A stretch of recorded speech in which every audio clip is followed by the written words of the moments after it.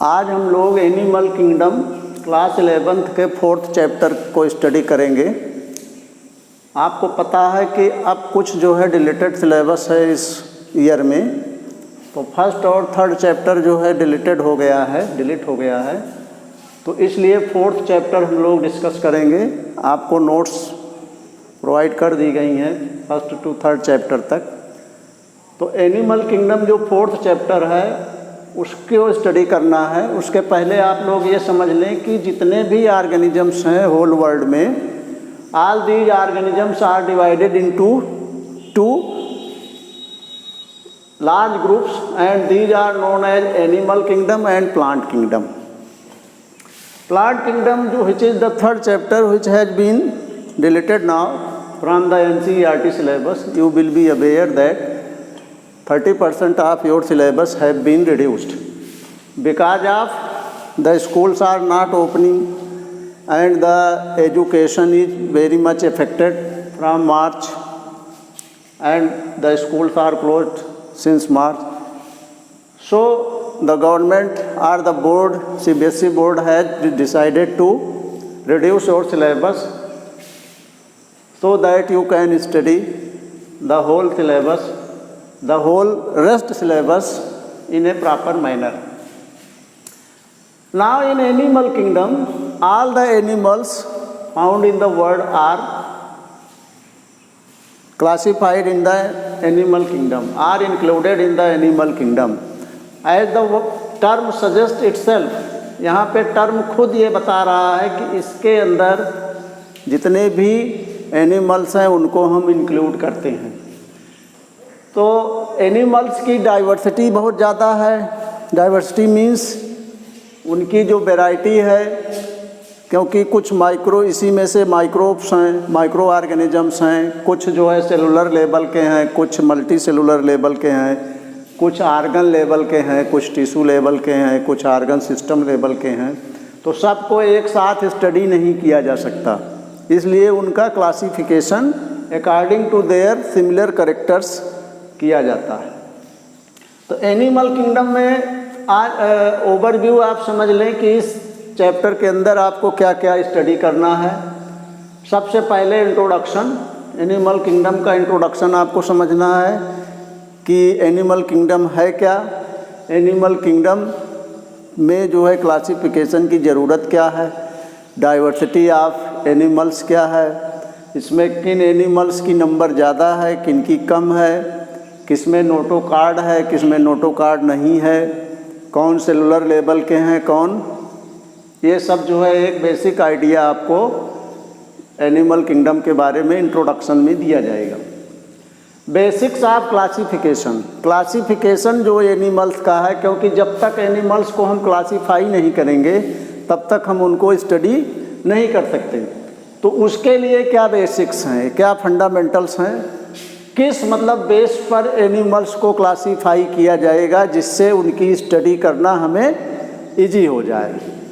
क्योंकि आप जानते हैं कि इतने ज़्यादा एनिमल्स हैं और उनकी इतनी ज़्यादा कॉम्प्लेक्सिटी है, मतलब किसी की तो स्ट्रक्चर बहुत सिंपल है लेकिन किसी एनिमल की स्ट्रक्चर बहुत कॉम्प्लेक्स है। तो सब को स्टडी करने के लिए क्लासिफिकेशन की बहुत नीड है।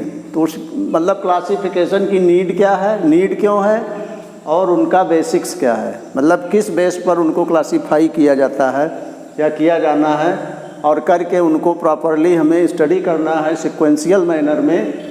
उसी के लिए जो है बेसिक्स ऑफ क्लासिफिकेशन आपको बताएंगे। फिर levels of organisation, levels of organisation क्या है कि जो एनिमल्स की मॉर्फोलॉजी है और एनाटॉमी है, मतलब वो किस लेवल पर बने हुए हैं, मतलब वो सेलुलर लेवल पे हैं कि टिश्यू लेवल पर हैं या आर्गन लेवल पर हैं या आर्गन सिस्टम लेवल पर हैं, इसकी स्टडी आपको कराई जाएगी। सिमेट्री, सिमेट्री क्या होती है, एनिमल्स की जो स्ट्रक्चर है और उसकी जो शेप एंड साइज है, तो उसमें हम किसी एनिमल्स को एक प्लेन पर जो है डिसेक्ट करते हैं या कट करते हैं तो वो 2 इक्वल हाफ्स में डिवाइड हो जाता है। कुछ एनिमल्स हैं चाहे किसी भी प्लेन से डिवाइड करें, वो किसी भी मतलब दो हाफ्स में कभी भी नहीं बढ़ सकते।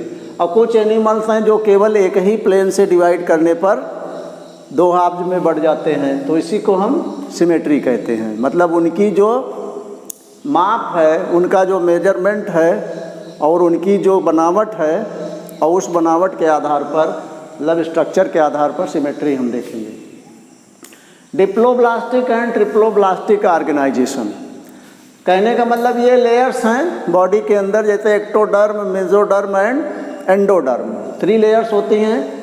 तो जिन एनिमल्स में तीनों लेयर्स मौजूद होंगी उनको हम ट्रिप्लोब्लास्टिक कहेंगे, और जिनमें केवल मेसोडर्म नहीं होती है, मतलब बीच वाली लेयर नहीं होती है, तो उनको हम डिप्लोब्लास्टिक एनिमल्स कहते हैं। तो उस ऑर्गेनाइजेशन को हम स्टडी करेंगे। इसके बाद सीलोम। सीलोम क्या है? सीलोम जो है बॉडी कैविटी को कहते हैं।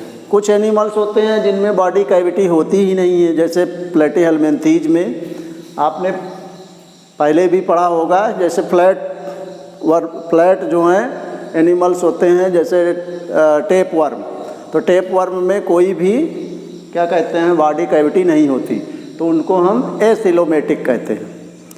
तो ये भी बॉडी कैविटी के बेस पर 3 टाइप की सीलोम होती हैं, एसिलोमेटिक एनिमल्स, स्यूडोसिलोमेटिक और सिलोमेटिक, मतलब जिसमें सीलोम हो। तो इसको भी हम देखेंगे, इस आधार पर भी देखेंगे कि कैसे एनिमल्स को क्लासीफाई किया जा सकता है, कि जिसमें ट्रू सीलोम हो वो एनिमल्स कौन हैं, किस फाइलम में रखे गए हैं। जिसमें सीलोम है ही नहीं है, बॉडी कैविटी है ही नहीं, वो कौन से एनिमल्स हैं। और जिसमें है लेकिन बहुत क्लियर बॉडी कैविटी नहीं है, तो उसको हम स्यूडोसिलोम कहते हैं। तो वो जो है कहाँ देखने को मिलेगी, किन एनिमल्स में देखने को मिलेगी। नोटोकार्ड। नोटोकार्ड क्या है? ये जो है हर एनिमल में नहीं होती है, किसी में होती है। तो ये बैकबोन में, मतलब ये वर्टिब्रल कॉलम के अंदर होती है। अगर नोटोकार्ड है तो उसके अंदर वर्टिब्रल कॉलम होगा, अगर नोटोकार्ड नहीं है तो वर्टिब्रल कॉलम नहीं होगा। तो इस बेस पर एनिमल्स को मतलब इनवर्टिब्रेट और वर्टिब्रेट में डिवाइड किया गया है। फिर इसके बाद क्लासिफिकेशन ऑफ एनिमल्स। फिर हम एनिमल्स का इतना सब स्टडी करने के बाद, मतलब ये पूरा बेस जानने के बाद एनिमल्स को क्लासीफाई करेंगे अलग अलग फाइलम में। जैसे पोरीफेरा में, जैसे पहला फाइलम आपको स्टडी कराया जाएगा पोरीफेरा, दूसरा फाइलम आपको स्टडी कराया जाएगा सीलेंट्रेटा, सीलेंटरेटा, फिर टीनोफोरा, टीनोफोरा, सीलेंटरेटा को हम निडेरिया भी कहते हैं, इसकी स्टडी करेंगे हम लोग। फिर उसके बाद प्लेटीहेल्मिन्थीज, जिसकी अभी हम बात कर रहे थे कि इसमें ट्रू बॉडी सिलोम नहीं होती है, बॉडी सिलोम होती ही नहीं है, तो इसको हम एसिलोमेटिक कहते हैं। एस्केल्मेन्थीज, एस्केल्मेन्थीज,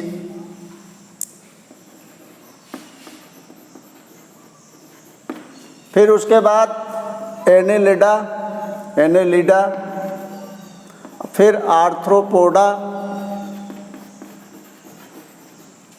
उसके बाद मोलस्का, फिर इकाइनोडर्मेटा, इकाइनोडर्मेटा।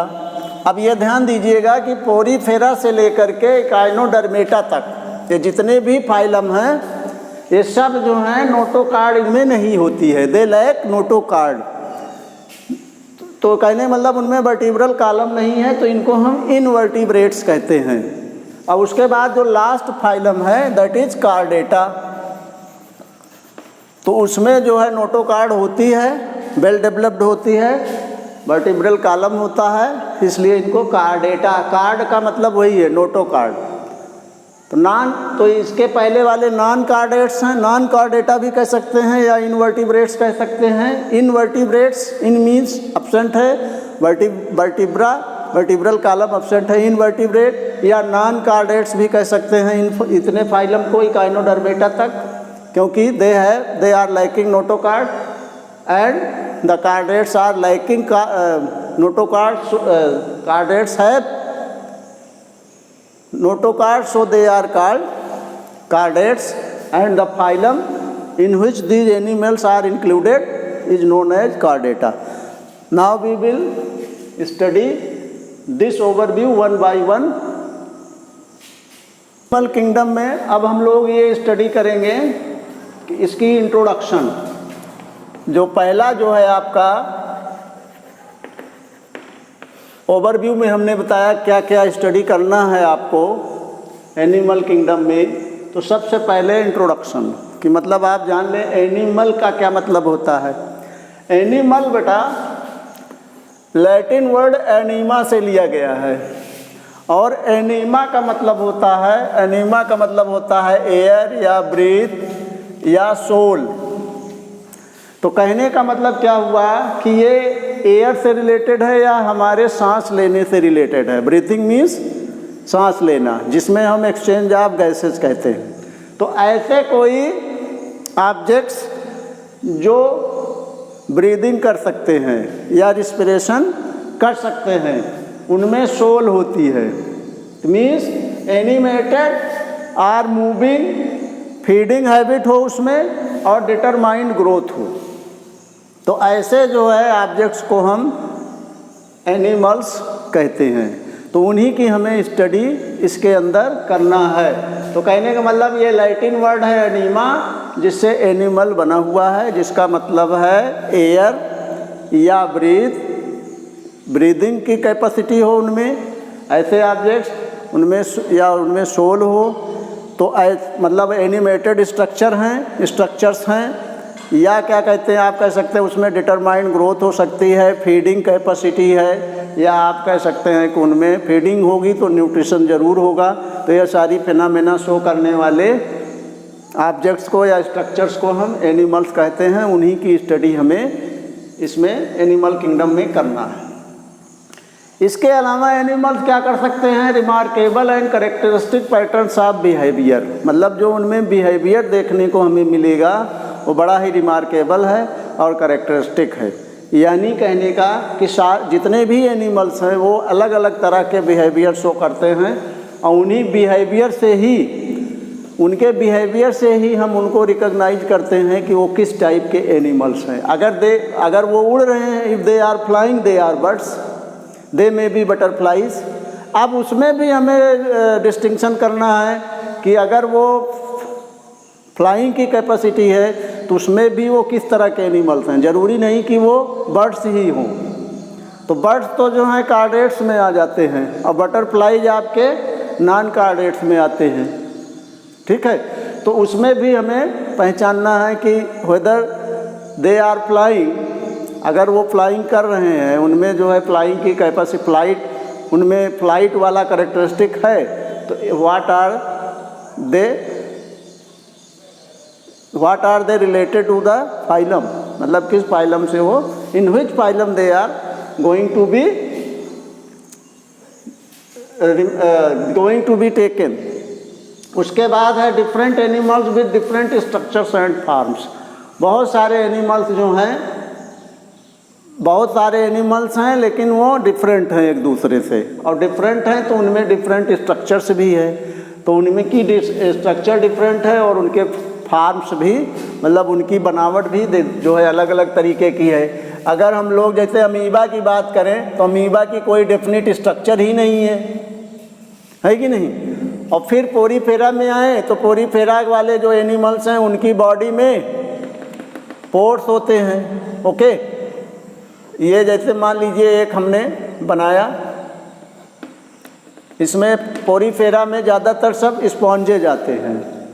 ठीक है, जैसे इसमें साइकन आता है, स्पंजिया आता है, स्पॉन्जिला आता है। ठीक है, तो इनकी बॉडीज पर क्या होते हैं, पोर्स होते हैं, जिनको हम ऑस्टिया कहते हैं। इन पोर्स को क्या कहते हैं, ऑस्टिया। और ये कैसे एनिमल्स होते हैं, ये ओशंस में पाए जाते हैं, मतलब सी में, या मैराइन कह सकते हैं आप इनको, मैरीन होते हैं। तो मतलब एक्वेटिक एनिमल्स हैं। तो इनके अंदर जितनी भी प्रोसेसेस हो रही हैं वो सब ऑस्टिया के थ्रू हो रही हैं। और इनके बॉडी के ऊपर एक पोर होता है जिसको हम आस्कुलम कहते हैं, आस्कुलम। और ये आस्कुलम जो है माउथ और एनस दोनों का काम करता है। मीन्स इसी से एक्सचेंज ऑफ गैसेस भी हो जाता है, एक्सचेंज फूड मटेरियल भी इसी से आ जाता है, और वेस्ट मटेरियल भी इसी से बाहर मतलब निकल जाता है। Removal of waste material is also being performed from this pore. तो इसमें जो है, तो कहने का मतलब इनकम्प्लीट टाइप का इसमें जो डाइजेस्टिव सिस्टम है वो इनकम्प्लीट है, क्योंकि कंप्लीट वाले में क्या होगा, माउथ और एनस दोनों होते हैं, यहाँ पर केवल माउथ है, मतलब माउथ ओपनिंग के रूप में ऑस्कुलम है, जिससे दोनों ही काम एक साथ हो रहे हैं। तो इनकम्प्लीट डाइजेस्टिव सिस्टम है, ठीक है। तो इस तरीके से different animals with different structures and forms हमने आपको बताया। Millions of species of animals की जो स्पीसीज हैं वो मिलियंस में हैं, मतलब एक दो स्पीसीज नहीं है, वो बहुत मिलियंस में है। जैसे अगर हम बात करें अमीबा प्रोटियस,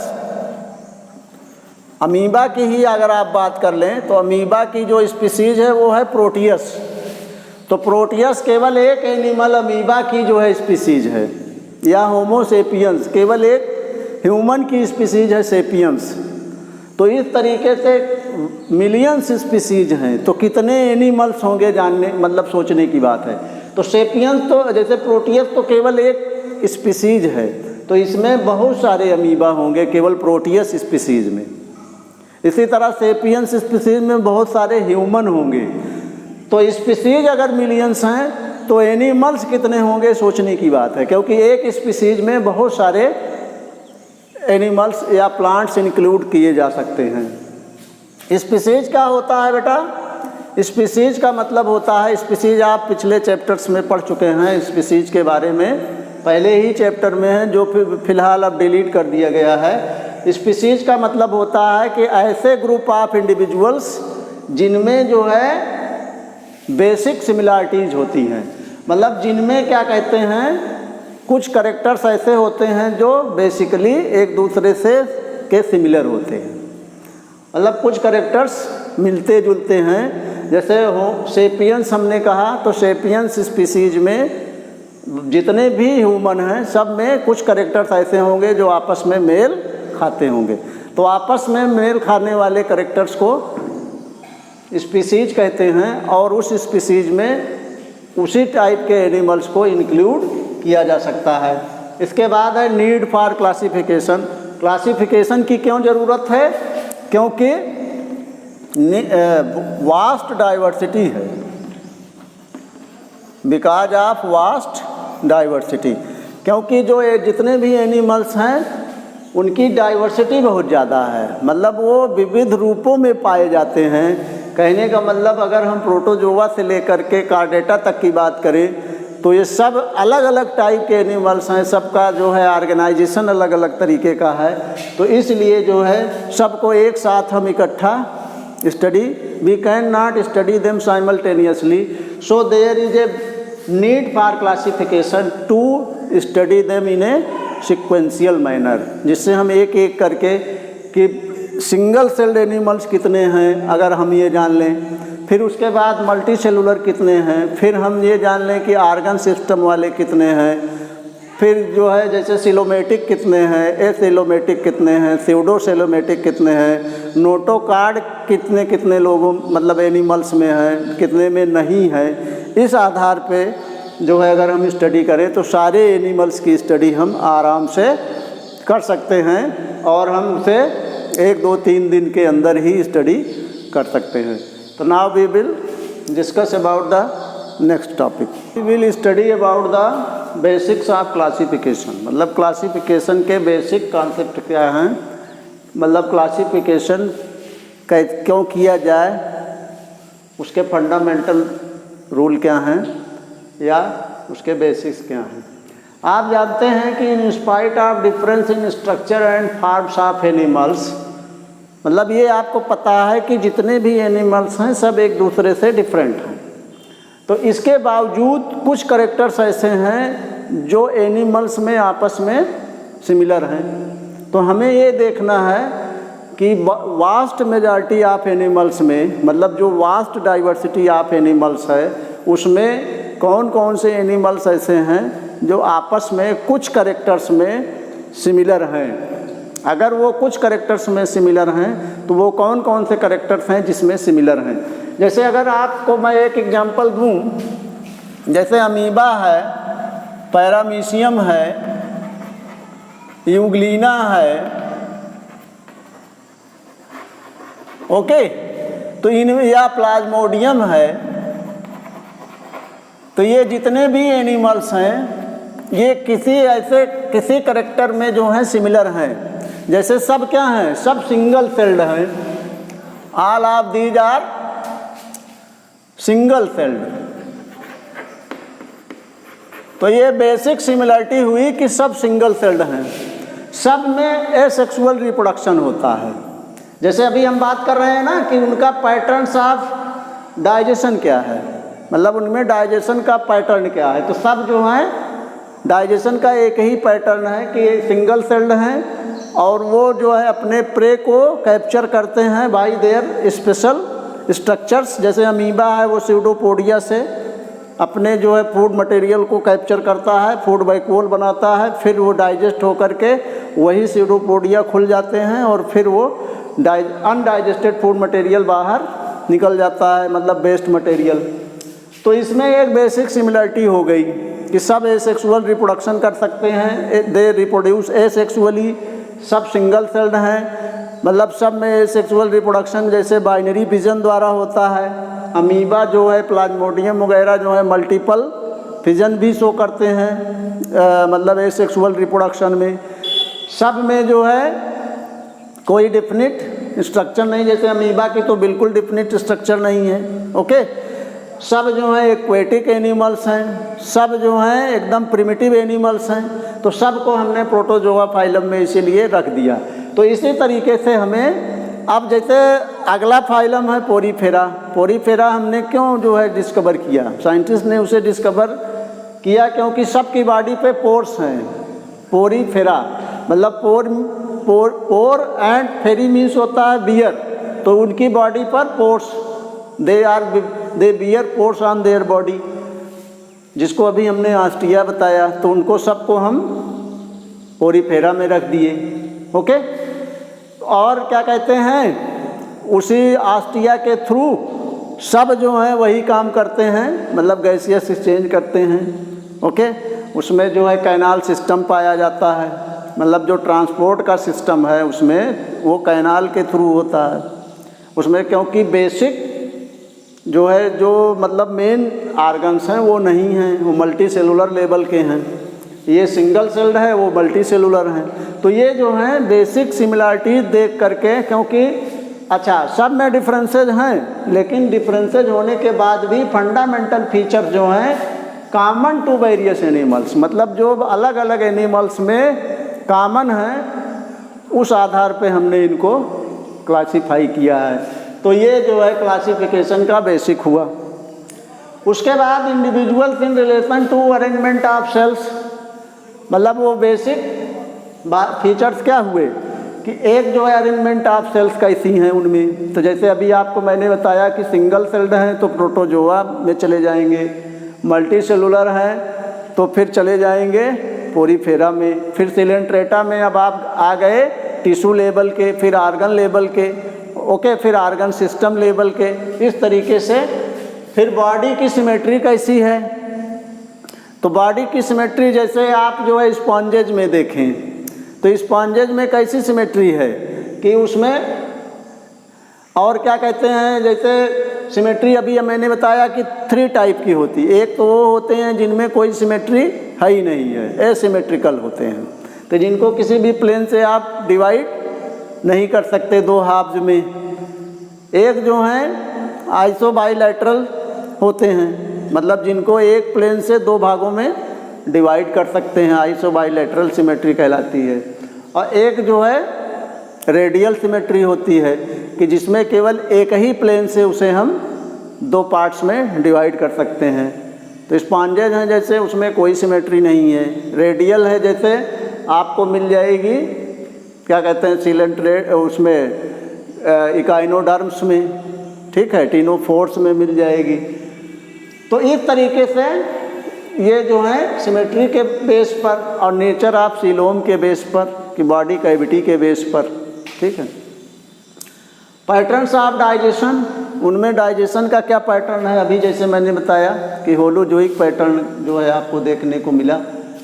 सर्कुलेशन कैसा हो सकता है, मतलब जो circulation of different types of material through blood और through any type of liquid in the body कैसे हो सकता है, मीन्स ट्रांसपोर्ट कैसे होता है, ये है सर्कुलेशन। रिप्रोडक्शन की क्या जो है मेथड है, अभी हमने आपको बता दिया कि एसेक्सुअली रिप्रोड्यूस कर रहे हैं, सेक्सुअली कर रहे हैं। एक्सक्रीशन का क्या पैटर्न है, इन सब के बेस पर हम एनिमल्स को अलग अलग क्लासेज में, अलग अलग फाइलम में, अलग अलग जो है ग्रुप्स में डिवाइड करते हैं। अब अगला टॉपिक आपको हम नेक्स्ट क्लास में पढ़ाएंगे। आपको मैंने आज बता दिया कि इस चैप्टर में क्या क्या आपको पढ़ना है।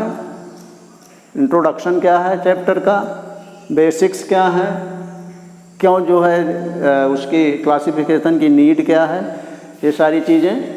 ये वीडियो आप वॉच करें और वीडियो वॉच करने के बाद जो भी क्वेरीज हैं कमेंट सेक्शन में आप उसे हमसे जो है पूछें। आपको नोट्स भी मिल जाएंगे, इसको जो है आप देख करके लाइक करें, शेयर करें, सब्सक्राइब करें।